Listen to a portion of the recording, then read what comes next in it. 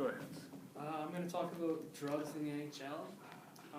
There's been a problem lately, it seems, especially in the off-season, this past off-season. And past players have came out and said that the NHL has a problem, but you never hear about it that much. You only hear about these few players that have been caught. And the NHL tends to be quiet about the whole drug thing, which is kind of fishy to a lot of people. And not too many players have been caught using PEDs, but no one really knows who have been caught because the NHL tends to be a little quiet about the whole thing.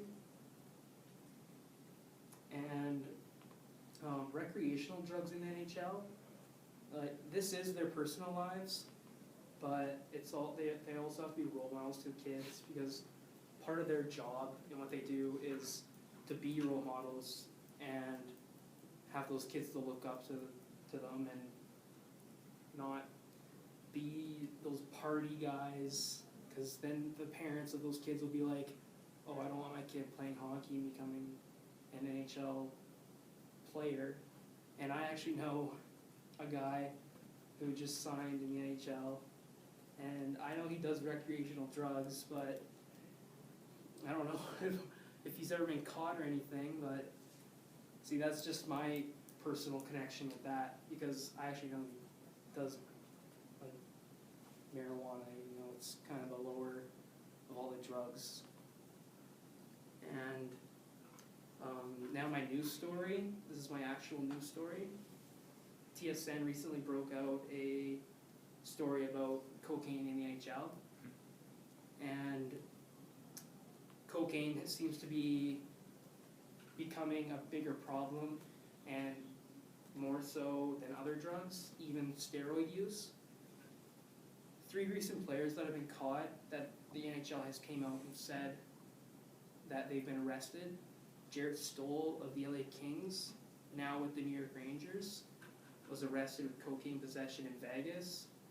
Now lots of guys probably do have their fair share of fun in Vegas, but he's the one who got caught. And Ryan Malone of the Tampa Bay Lightning was arrested for driving under the influence and cocaine possession. And I don't even think he's in the NHL anymore, to be honest with you. Yeah.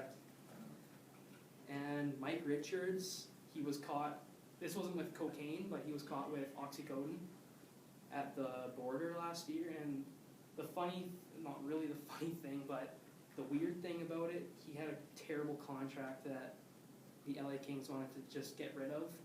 And right when this story broke out, the LA Kings came out and said, we're going to terminate his contract. And that brought up a lot of controversy. And they actually just reached a settlement, which is kind of generous on the LA Kings' part. They gave him, I think, $22 million. And he had a big deal. And he was a really good player, and then he just dropped. And that possession of oxycodone was just their way of getting out of it, I guess. Now, TSN story. Quentin Holmes, who worked as a security representative for the Columbus Blue Jackets after a 24-year career as an FBI agent, said that most NHL teams have a good idea on which players are likely to do and become regular users of cocaine.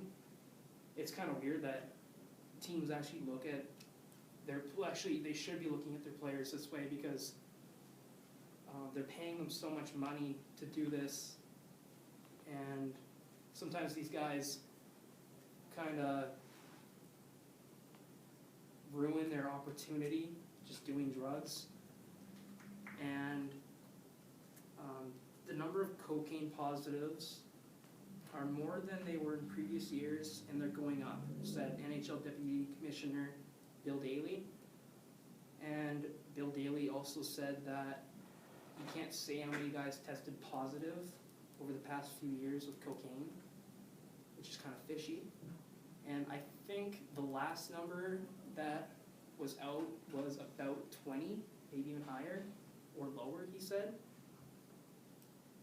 And Also within TSN story, they also brought out that last season a senior Maple Leafs team executive met with Toronto police to address the concerns that Leafs players were reportedly using cocaine and associating with those who distribute cocaine. And two people actually brought out this story, so TSN just kind of connected those stories.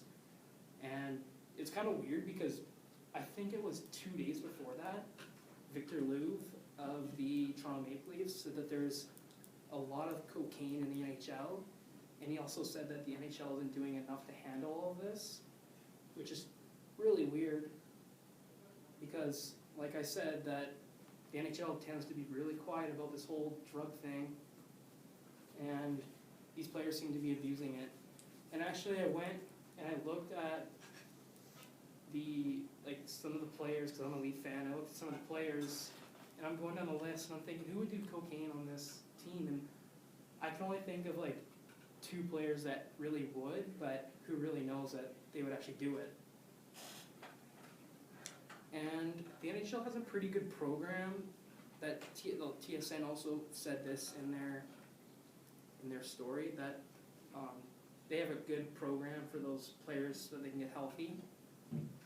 And this program involves drugs and alcohol. And just recently, in the past week, Zach Cassian of the Montreal Canadiens was checked into that. And he is in there without pay.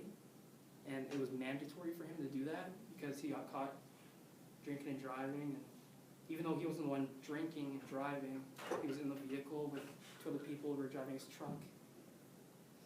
Just a dumb call on his part because he has all this fame and fortune and he just ruins all that. And now the NHL obviously has a problem and it's not a good one. And I think the NHL needs to be more public about all of this, and I think that would create a simpler solution for this whole thing because if other players knew of those other players doing drugs and it became public, they'd be like, oh, this guy's getting in this much trouble and maybe they're watching me and I should stop doing this. And I also do believe that the NHL players need to be punished harder, just like other criminals would be, because these players who get caught with cocaine and other drugs are criminals, and it just sucks because they're in the NHL and they get special treatment, I guess, and no one really looks at them as hard criminals, but they are. If they're caught with cocaine, if the guy on the street down here was caught with cocaine, he'd be right in jail. And I just don't think that's right with them getting such a big special treatment. And